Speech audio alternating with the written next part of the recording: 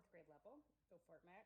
Dax. I just called On the corner, 1 block away from the closed library, Matthew saw the long green bookmobile. He walked up to the truck, climbed the 3 little steps, and walked inside. A girl who looked like little Claudia took his book from him. The woman from the library was standing next to her, stamping books for people to take home. She smiled when she saw Matthew. "Look at the titles," she said.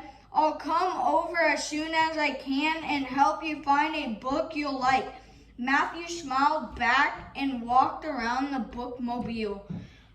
Looked for the children's section. There were other people walking around too. They were all close together because there wasn't a lot of room. The books were lined up against the wall on shelves. When you walk around them, you couldn't find a place to be by yourself. Matthew saw that he couldn't stay at the bookmobile the way he could at a real library, so when he shelves and tried to find a book as fast as he could, he looked at the titles and all the bright book covers. His eyes fell on the book with a picture of a boy on it. The boy had brown skin just like Matthew's, and he looked about the same age. Matthew thought it would be nice to read a book about a boy who much like himself. He picked it up and took it to the librarian. She said, "You picked out a really good book." Then she took his card and stamped the book. Okay, good job. Now I'm going to ask you some questions. Millie, come here. I have the paper. Nope. Okay. I can't. What was the story about? About Matthew. Good.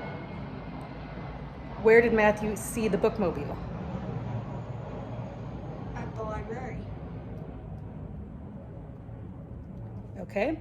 What is a bookmobile? What is a bookmobile? Is it like a stamp?